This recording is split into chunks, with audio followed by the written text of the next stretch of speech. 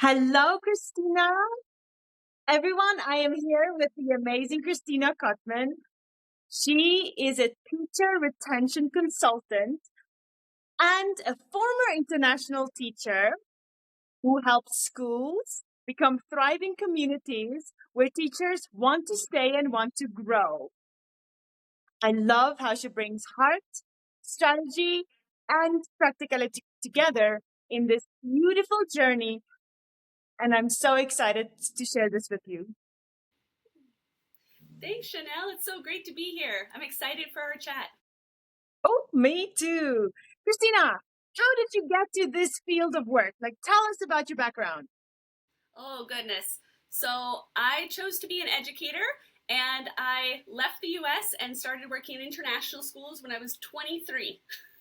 So my first international role was in Saudi Arabia at this amazing school, and from there I was hooked.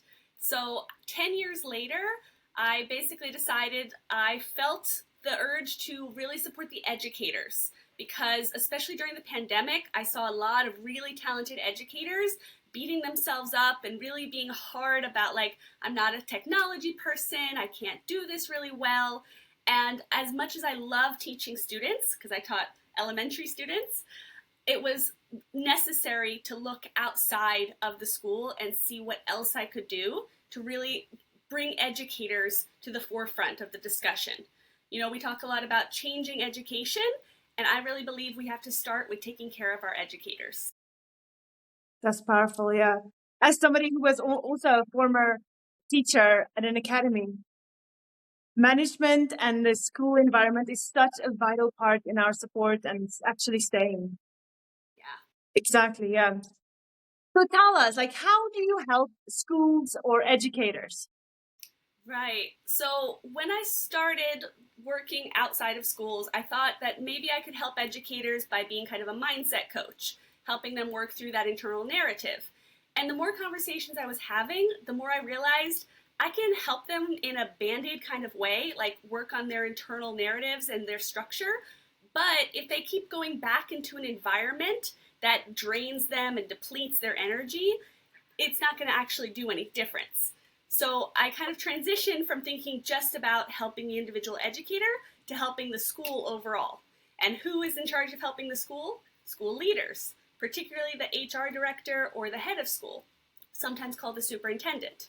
So now I'm partnering with the superintendent or the HR director, or both, and sometimes other leaders as well, to help them really address teacher well-being through the lens of teacher turnover, because schools ultimately lose a lot of money when great teachers leave. And so this is not only cost saving, it's also continuing to keep a lot of talent in that community ecosystem. Exactly. And in your opinion, if schools have a healthy environment, what impact does it have on the students? So much. I mean, you can imagine what happens when they don't have the healthy environment, right? Students lose access to educators that they've built relationships with. They don't have talented folks in their environment that they can see doing incredible work. I know when you and I talked previously, we were mentioning that just the globalization of having folks who are not of your culture, who come from other countries in an international school setting is really powerful to help introduce students to other ways of being in life and other dynamics that they might not have exposure to. So when the school prioritizes the well-being of the educators, it definitely impacts the students. And not just the relationships the students have with the teachers and the adults, but with each other, because they get to have this exposure to everyone wanting to be there and wanting to invest their time and energy. Exactly. And if the students are in a healthy environment, then they get to expand and ask better questions and be curious about it, like other cultures and other languages. Oh, I love that. This is so exciting. Okay, so my next question is, what outcomes can schools or the teachers experience when you work with them? Yeah, so one interesting thing is the teachers never know that I was there because my work is consulting with the school leaders. So ideally, everyone in the school environment just starts to think, ooh, something's different. The wind has shifted. There's changes happening around here. People seem lifted and lighter. And the leadership that I used to think was like this, actually, I'm starting to see them in a new way. I'm starting to understand how they function and what they need from me. Maybe they're more present. Maybe they're communicating clearer and being more open to having a dialogue and feedback. Perhaps they're also more transparent about the different changes that are happening in the school. Rather than, let's say, a school has this big transformation plan that they want to do. It just comes down in a memo, we're doing this change. Well, did the educators have any input on that? Even input to say, we like that idea, we should go forward with it. Instead of having those kind of conversations just happening to us, the idea is to have the educators feel like they're part of the dialogue with school leaders by helping school leaders get in dialogue. You know, I've seen a lot of school leaders who either love being out and about in the community, they wander around, they're eating lunch with folks, but then they hear all of these complaints, all these needs, and nothing happens. Or the opposite, they tend to sit in the office and get bogged down with meetings and requests and really important stuff. You know, parents who need their help, you know, someone who's a director who needs them to sign off on things. But they love being at the school, and they never get to go and actually talk to students, be in a classroom, hear the wins of the day from their educators. So I'm trying to kind of find that middle ground of what's practical for the leader who has a million things to do, but also really helps the educators feel known, seen, and heard in their community, so that investing another year of their life and their expertise in this place is valuable for everybody. Yeah, exactly. And when somebody feels heard and seen, you want to pour more into that role and into your students because it's a healthy environment. So if schools or educators want to connect with you, how can they reach out to you or get in contact with you? Oh, so it's super easy. One thing I have is LinkedIn, and I'm always there. You'll basically never see my little green circle go off unless I'm asleep. And I have my website, which is just my name, ChristinaKottmann.com.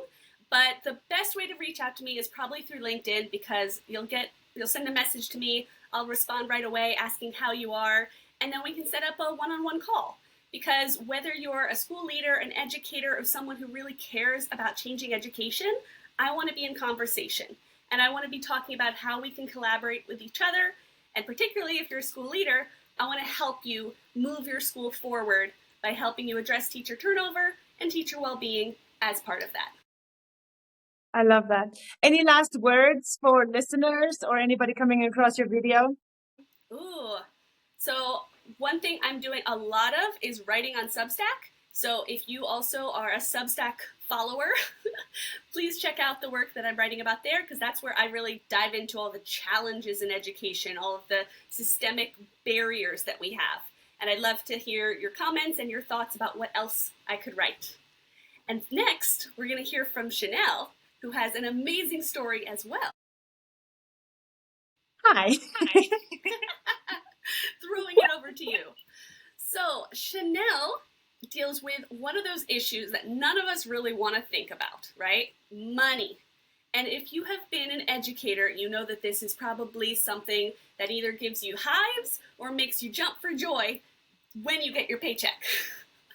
But as you'll see with Shanelle's story, this is an area where there probably needs to be a little bit more focus. So, Shanelle, one thing that I want to know about immediately is, why do we care about finances as teachers?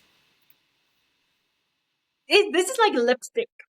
If you know how to use lipstick, you can look amazing and sassy and you can feel all sexy. But if you don't know how to use lipstick, then it's not going to work out. That's the same as money. It's a tool. It can make you feel more empowered. It can open up more opportunities. It can even make you feel more confident to make better choices for your future.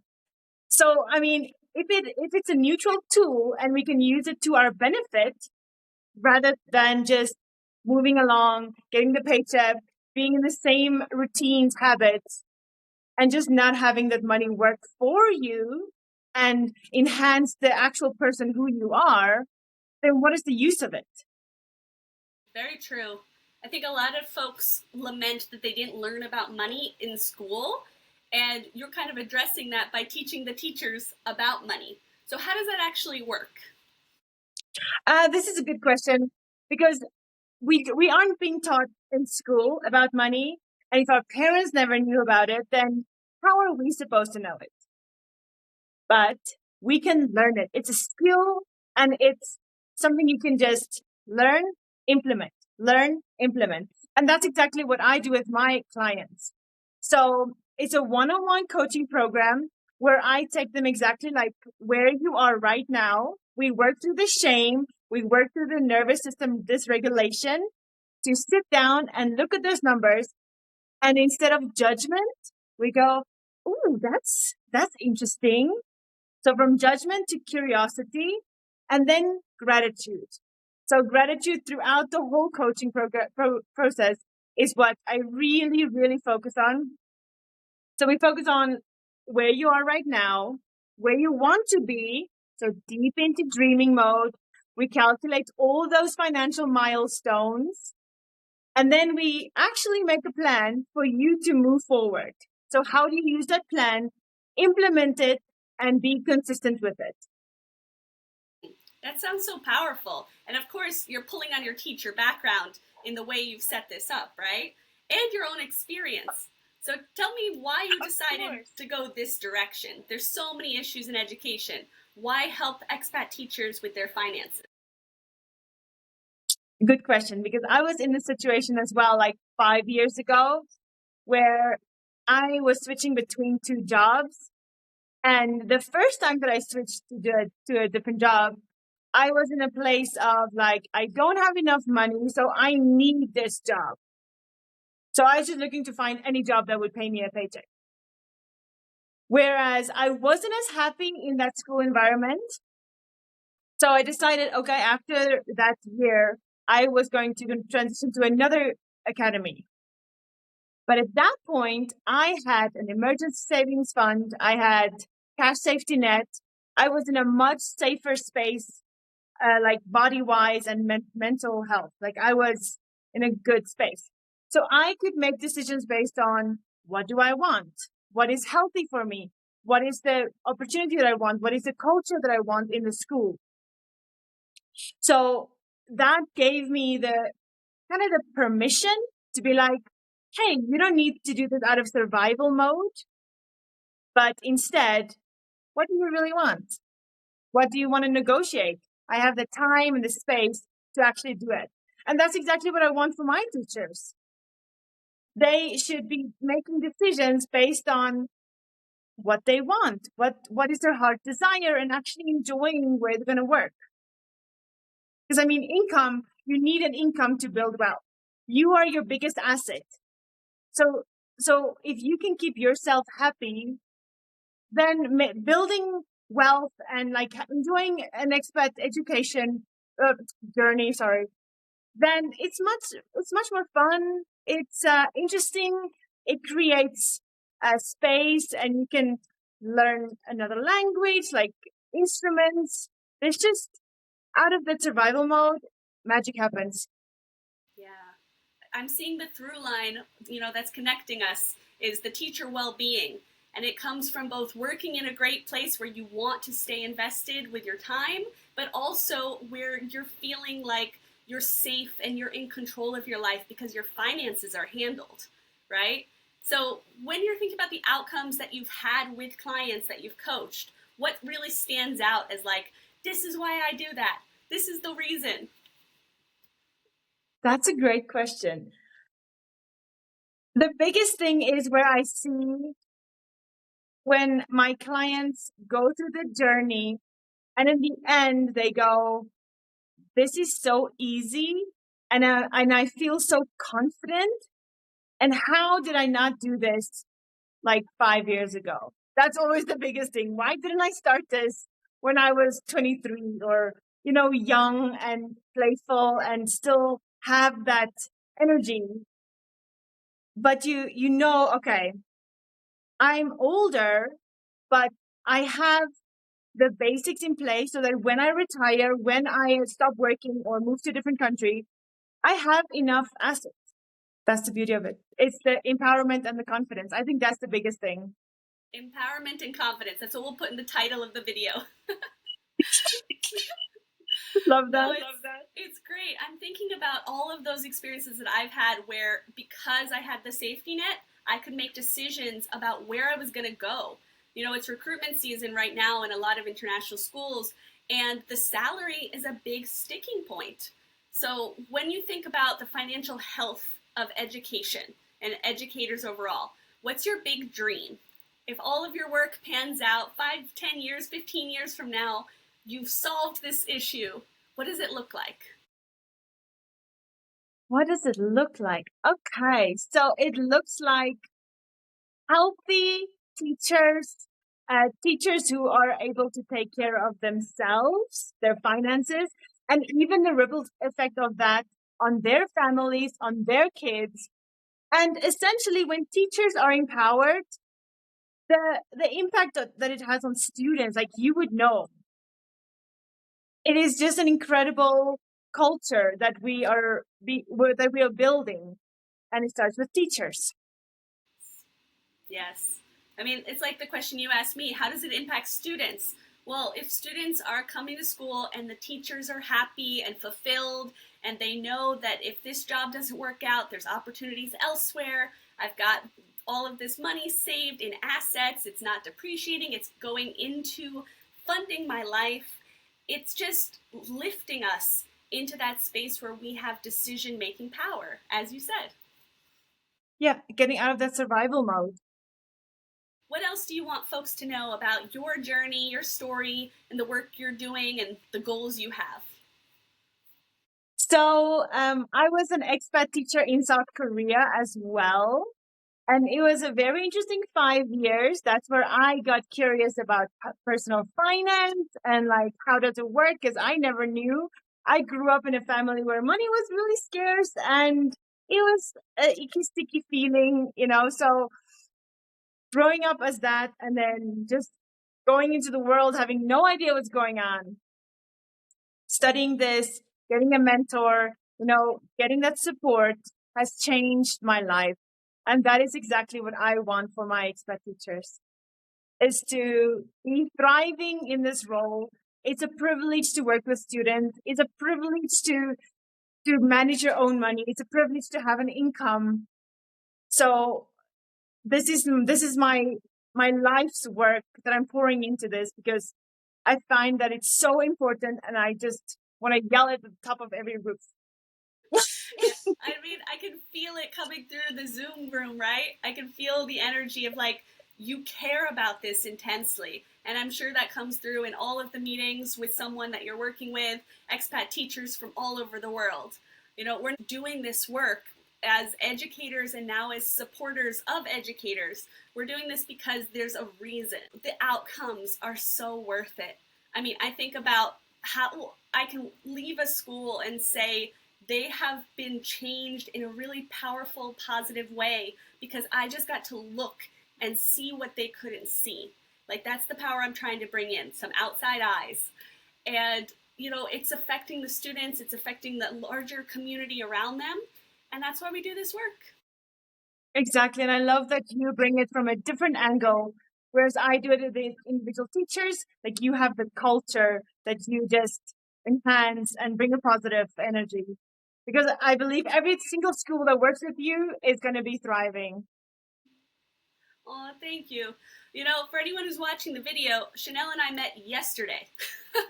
You would not believe that, right? So this is just an example of what it could be like to have a one-on-one call with me or a clarity call with Shanelle to talk about your financial situation. So be sure that you go to exactly where she's going to tell you to go next. And where can they find you, Shanelle? You can also find me on LinkedIn. I also have the green little active button on my profile. So the other way is to book a money clarity call with me. I would love to have a sit down with you and just see where you are and how I can help you. And the link will be in my profile on LinkedIn. Yeah, just book a call. I'd love that. Perfect. And just a shout out to anyone who's listening in the expat woman community, because we're sending you love and hugs. Korean hug. Yeah, exactly. All right. Thank you so much, Shanelle. I think this was fabulous. Thank you so much, Christina. It's an honor to be with you and spend time with you. I just really appreciate your attention. Thank you. Of course. Thanks to everyone who's listening. Contact us. Bye. Bye.